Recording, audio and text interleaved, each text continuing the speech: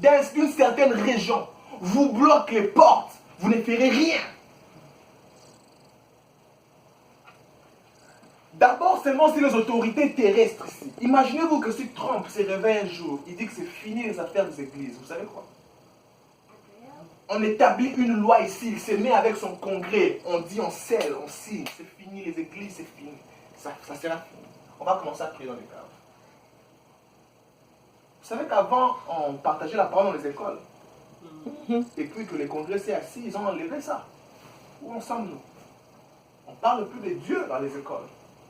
Vous savez qu'avant, on donnait aux enfants des sodas dans les écoles. Et puis la femme de Michelle Obama a demandé qu'on donne du lait. Où en sommes-nous? On ne donne plus du soda dans les écoles. C'est-à-dire que si une autorité dit non, il est possible que vous soyez soumis à la parole d'une autorité qui est terrestre. Et très souvent, ces autorités terrestres-là sont eux aussi à leur tour soumis à des autorités qui sont dans les lieux célestes. Quelqu'un dit qu'ils sont dans le ciel. Non, ils ne sont pas dans le ciel, mais ils sont en train de gouverner les atmosphères ici. C'est à ces autorités-là que le Baal, le prophète des Baals, croyait. Parce qu'ils se disent que c'est eux qui maîtrisent l'atmosphère. C'est eux qui sont en charge de la pluie. Certains les appelaient les dieux soleil. Vous vous rappelez la mythologie grecque? Les dieux soleil, les dieux de la lune, les dieux de ceci. Ils croient qu'il y a dans l'atmosphère des autorités spirituelles qui règnent et qui gouvernent dans une contrée. Ils croient à ça. Et lorsque ces autorités-là disent non, vous vous rappelez de Daniel chapitre 3, Daniel chapitre 10, vers le verset 21, la Bible déclare que Daniel était en train de prier et de jeûner. Et c'est d'ailleurs au 21e jour qu'il voit un ange lui apparaître. L'ange lui dit, écoute Daniel, dès le premier jour que tu as commencé à prier, ta prière était quoi? Exaucée. Mais pendant que je venais, le prince de Perse, dans les lieux célestes ici, dans l'atmosphère, c'est lui qui m'a retardé. C'est lui qui m'a empêché de venir te donner la bonne nouvelle. L'ange était un messager. C'est lui qui m'a empêché d'apporter la bénédiction qui était sienne. C'est lui qui m'a empêché de délivrer ta portion. C'est lui qui me l'a empêché. Et l'ange dit à Daniel ce qu'il ne savait pas. Il dit à Daniel, il m'a fallu faire appel à Michael pour que Michael vienne m'aider. Et comme ça, Michael reste combattre là-bas. Il n'avait pas dit que Michael avait d'abord vaincu, non. Il a dit, Michael reste combattre là-bas. Moi, je passe pour te donner la bonne nouvelle. Il dit, je sais que quand je vais rentrer là-bas, il y a un combat qui m'attend. Et Daniel ne savait pas tout ça. Qu'est-ce qu'il faisait? Il priait, il priait, il priait, il priait 21 jours. Ne sachant pas que sa prière était exaucée dès le premier jour. Mais qui est-ce qui était en train de bloquer la prière? C'était une autorité qu'on appelait une principauté des Perses. Ce sont des esprits qui règnent sur une région, qui règnent sur une contrée, qui règnent dans un territoire. Et lorsqu'on parle de principauté, ça parle du mot principe. Ça parle aussi du mot qui est premier. On parle souvent du principauté lorsqu'on parle de premier en rang. Ils sont là en premier. Pourquoi ils sont premiers? Parce qu'ils étaient presque les premiers à être sur terre. Et ils ont occupé cette région-là en premier. Avant que quoi que ce soit ne se fasse, eux étaient là en premier. Vous vous rappelez que les anges déchus ont été chassés avant la création de l'homme. Quelqu'un connaît ça, n'est-ce pas? Et ils pensent que ces territoires-là sont leurs. Et quelquefois dans le monde spirituel, ce qui vient en premier est plus puissant que ce qui vient après. Pas plus glorieux, mais plus puissant, en rang. Ce qui vient en premier quelquefois. Voilà pourquoi j'aime la tradition, la mentalité africaine dans ce sens-là. Comment on respecte les aînés. Parce que ce qui vient avant a quelquefois plus de l'autorité dans le monde spirituel. C'est à cause de ça que personne n'a plus d'autorité que Dieu. Parce que personne n'est venu avant Dieu. Et ces principautés-là sont venues avant. Et ils considèrent que ces lieux-là leur appartiennent. Et après d'ailleurs que Adam ait connu l'erreur. Ah Seigneur. Après que Adam ait connu l'erreur, écoutez, là où Adam habitait s'appelait comment? S'appelait comment? Le quoi? Le jardin d'Éden. Est-ce que vous savez quel était le but de Dieu pour le jardin d'Éden? Dieu l'avait dit quoi? Cultive, travaille. Le but de Dieu par le jardin d'Éden, c'était que Adam travaille et qu'il étende. le jardin. Qu'il étende la présence de Dieu. Qu'il étende ce que Dieu avait commencé. C'est-à-dire que plus que Adam travaillait, plus que Adam cultivait, Adam serait en mesure de tendre le territoire. Quelqu'un comprend ça? Dieu l'a commencé dans un petit lieu restreint. Il dit ça, c'est un jardin. Mais le jardin n'est pas censé rester là. Ceux qui font l'agronomie savent. On commence toujours par 1 hectare et puis on étend les territoires. C'était ça la pensée de Dieu. Et Adam, lui, au lieu de tendre le territoire, qu'est-ce qu'il fait? Il vend le territoire. Et à cause de ça, Dieu le dit, sors. On met des archanges qui barricadent la barrière. Et ces principautés qui étaient déjà avant, qui avaient déjà de l'autorité dans ces domaines-là, dans cette section-là, c'est dit, c'est fini maintenant. Il n'y a plus aucun homme qui aura assez de pouvoir pour régner sur nous ici, sur la terre. Pourquoi? De un, nous sommes venus avant eux, et de deux, le pouvoir qu'ils avaient dans le domaine qu'ils avaient, il nous les a donnés. Ne sachant pas que lorsque il y avait des hommes qui étaient sortis du jardin, il y avait un homme qui était resté dans le jardin. C'est lui qui venait chercher Adam. C'est lui dont Adam s'est caché. Où es-tu? Il n'est jamais sorti du jardin. Lui était resté dans le jardin. Et cet homme-là, la Bible déclare qu'il s'appelait la parole. La Bible dit, Adam a entendu les pas de la parole de Dieu et il alla se cacher. La parole était restée dans la présence de Dieu. Au commencement était la parole.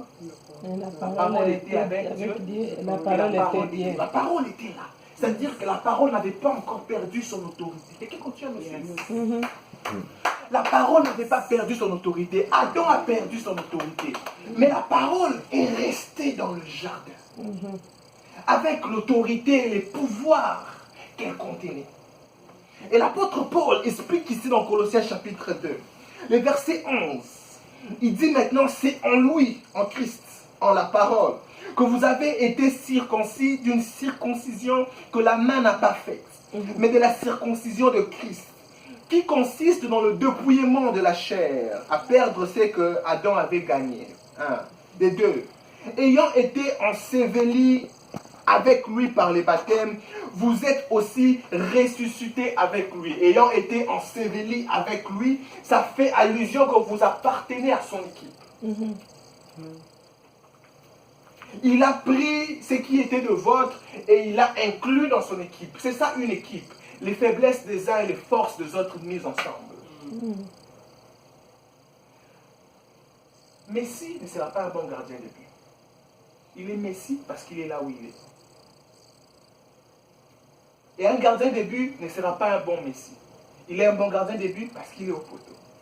Et ensemble, ça forme une équipe. Et il dit, il vous a mis dans son équipe, de manière à ce que lui vous transmette complètement. Parce que lui, il est complet, il n'a besoin de rien. Que lui vous transmette ce que vous manquez. Il vous a rendu avec lui la vie.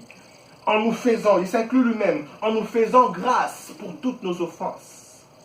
Il commence maintenant au verset 14. C'est là que mon cœur bat. Quelqu'un ouvre sa Bible, lit avec moi le verset 14. C'est là que mon cœur bat. Thank you, Lord. Le verset 14. Quelqu'un voit ça? Il a effacé l'acte dont les ordonnances nous condamnaient. Quel était l'acte dont les ordonnances nous condamnaient? La vente de l'autorité de l'homme. C'était un acte qui condamnait l'homme à jamais d'être sous l'autorité des principautés.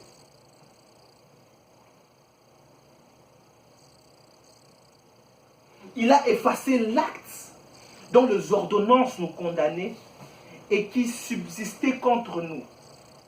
Il a détruit en le clouant à la croix. Le verset 15, maintenant, il explique ce qu'il a encore fait. Il a dépouillé les dominations. Il a dépouillé les autorités. Il les a livrées publiquement en spectacle, en triomphant d'elles sur la croix. Le triomphe que Christ nous a accordé sur la croix, c'était en faisant un premier travail qui consistait d'abord à effacer l'erreur qui avait été commise par Adam et à nous restituer à nous l'autorité que nous avions perdue par Adam. C'est comme ça qu'au verset 10, il dit, vous possédez toutes choses. Écoutez, famille, vous êtes placés dans un arena, in a place, dans un endroit, dans une position où il n'y a aucune autorité. Alors, aucune autorité qui ne peut vous empêcher à accéder à ce que Christ a déjà fait pour vous. Il n'y a plus aucune autorité. La Bible déclare qu'il les a encore dépouillés. Ils avaient été dépouillés lorsqu'ils étaient chassés pour venir sur la terre. Mais lorsque Christ est mort sur la croix, il les a encore dépouillés. Non pas seulement il les a dépouillés, mais Christ s'est arrangé, il nous a pris et nous a fait entrer en lui. C'est-à-dire que lorsque les dominations et les autorités continuent à régner, il règne sur tout celui qui n'est pas en Christ. Dès lors que vous êtes en Christ, eux ont été dépouillés. C'est d'ailleurs maintenant ça lorsqu'il explique dans Romains le chapitre 8. Il dit, verset 37, il dit qu'il n'y aura aucune de ces choses qui peut être plus forte que nous.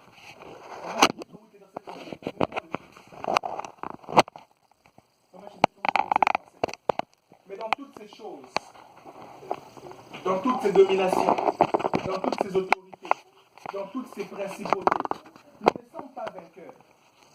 Nous sommes triomphants. Nous sommes plus que vainqueurs par celui qui nous a aimés. Voilà en quoi Christ a démontré son amour. Romains chapitre 5, verset 8. C'est que pendant que nous étions encore pécheurs, Christ est mort à la croix pour nous. Et dans ce même texte ici, il explique, il dit que nous séparera de l'amour de Christ. Il commence à parler, il dit, est-ce le présent? Est-ce le futur? Il dit, est-ce les dominations? Est-ce les anges? Est-ce la vérité? Est-ce le monde? Est-ce ceci? Est-ce cela? Et dans tout ce qu'il rencontre, il prend les antithèses. C'est-à-dire, s'il prend le noir, il prend le blanc. Il prend le blanc. S'il prend les lancers, il prend le court. Il dit, qu'est-ce qui nous séparera de l'amour de Dieu? Est-ce que le manque? Est-ce que l'abondance? Différentes versions disent différentes choses. Il dit, est-ce que les anges? Est-ce que les dominations? Il dit encore quelque chose qui m'attire souvent. Il dit, est-ce que le présent? Est-ce le futur? Il dit même pas, est-ce que le passé? Quelqu'un me suit ici? Yes. La plupart des personnes ont du mal à entrer pleinement dans ce que Christ a accompli déjà pour eux à cause du passé. Il n'existe pas plus grand frein que les passés. Plusieurs personnes pensent qu'ils ne sont pas là où ils sont, là où ils devraient être à cause du passé. Plusieurs personnes ne pensent pas qu'ils sont ce qu'ils devraient être si ce passé-là ne s'était pas passé.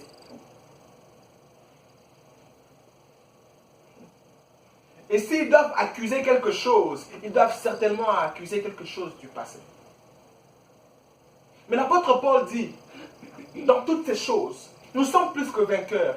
Et que rien ne peut nous séparer de l'amour de Dieu. Rien, absolument rien. Il dit même pas le présent, ni le futur. Il ne prend même pas le temps de s'inquiéter du passé. Pourquoi est-ce qu'il ne s'inquiète pas du passé? Colossiens 2 le dit. Christ a effacé. C'est-à-dire que cette séquence du passé-là, Christ l'a effacé. Pourquoi est-ce qu'il l'a effacé? Il l'a effacé pour que tu aies accès au triomphe qui est le sien. Amen. Oh yeah. Et si cet acte-là existe, c'est-à-dire que c'est un papier légal, ils ont le droit d'accéder dans ces éléments-là. Et pour que Christ casse cela, et qu'il les casse une fois pour toutes, comme il est Adonai, le maître des temps et des circonstances. Il est carrément rentré dans le temps. Qui avait fait ça? Qui était le premier à commencer ça? C'est ça les principautés, le premier. Qui était le premier à commencer ça? D'ailleurs, j'ai toujours de ces choses qui me dépassent l'esprit. Qui était le premier à dire que certaines personnes ne doivent pas accéder là-bas? Il était qui? Qui était le premier à dire que les Noirs ne doivent pas faire? Il était qui? Qui était le premier à dire que les hommes avec un accent bizarre, il était qui? Il était qui? Il était qui, ce gars-là qui avait dit ça? Il était qui? Qui était cette principauté-là, ces premiers-là à mettre des lois quelconques qui font souffrir les gens jusqu'à présent? Il était qui? Qui étaient ces premiers-là à avoir fait quelque chose dans le passé, dont les condamnations existent jusqu'à présent? C'était qui? C'était qui cette personne-là? Et Dieu, Adonai, est capable de rentrer là-bas, de rentrer, d'enlever cette séquence-là, cet acte-là, ce papier légal-là qui a été signé entre cet échange. Vous savez, nous sommes dans des familles où il y a eu des oncles qui ont dit, bon, moi, à partir de maintenant, jusqu'à ce que 5-10 générations, tous mes enfants seront comme ça.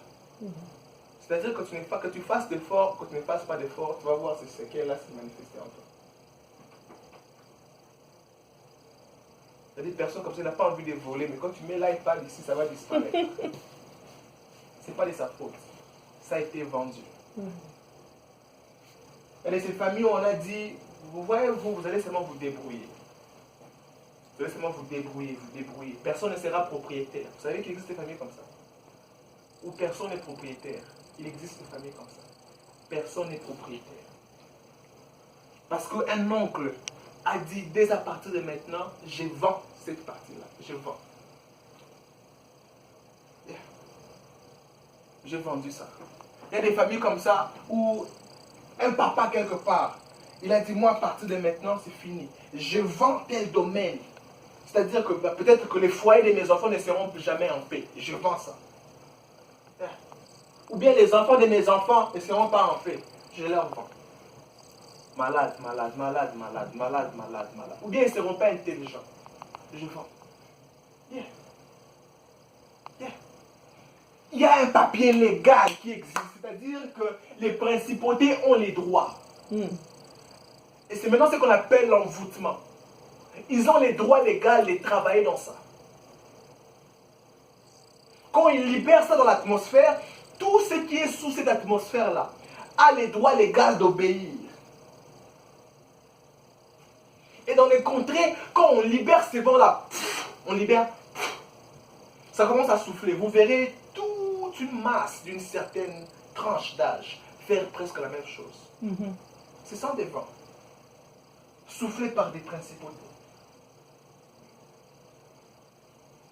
Et si ton nom n'a pas été enlevé, j'étais au travail un jour, on disait qu'on devait donner un bonus aux gens. Et les bonus qu'on devait donner aux gens, ton nom devait faire partie d'une certaine liste. Et vous savez comment aux États-Unis on paye? On ne t'appelle pas au bureau pour te donner le cash. Tu vas juste recevoir un gros ou bien un chèque. Vous savez comment on paye, n'est-ce pas? Un chèque ou bien un gros dans ton téléphone. Un vendredi. Très tôt matin. C'est-à-dire que si ton nom fait partir de la liste, tu n'as pas besoin de faire beaucoup de gymnastique. Parce que ton nom fait partie de la liste, reste seulement à la maison. Que tu pries pas. Que tu jeûnes pas. Tu vas voir quoi? Dans ton téléphone. Et c'est de la même manière que marchent ces envoûtements-là. Si ton nom est dans la liste, n'avez-vous jamais vu des personnes qui prient? Ils prient pour des vrais, mais n'ont jamais été délivrés. Hein? Ils prient, ils n'ont jamais été délivrés. Vous voyez seulement leurs choses sont seulement mélangées. Moi je crois à la délivrance. Ici je crois à la délivrance. Il y a des personnes que Jésus a dû délivrer. Il n'a pas simplement tout délivré. Il les a délivrés. Il a dit sors, esprit impur, sors, sors. Ce n'est pas toujours question de prier. Quand tu sens par exemple, tu remarques, il y a une session dans ma famille. Qui se suit. je sens que le même fruit commence à se reproduire en moi. Il faut être assez humble pour trouver un homme de Dieu qui marche dans la grâce de la délivrance. Et me dire, j'ai besoin de ce travail. J'ai besoin de ce travail dans ma vie, dans ma famille. Délivre-moi. Je suivais les docteurs, le père Franck, qui est en train de dire, beaucoup de pasteurs ne croient pas à la délivrance. Parce qu'eux-mêmes ont besoin de la délivrance. Yes. Il disait, il est allé dans une église où il prêchait. Il était en train de prier, il a senti l'esprit de la délivrance venir. Il commençait à prêcher la délivrance, à commencer par les pasteurs. Les pasteurs commençaient à manifester. Il y a une dame comme ça qui se lève. Si. Le père Franck le regarde et dit à la dame là, tais-toi! On dit, oh, c'est la prophétesse de l'église. Il dit, quelle prophétesse? Toi, esprit de Pétos, sors! C'était la dame là qui a envoûté les pasteurs. C'est ainsi, tout ce que la dame là disait, les pasteurs acceptaient. Envoûtement. Ça a commencé d'abord avec les pasteurs et après toute l'église a été délivrée.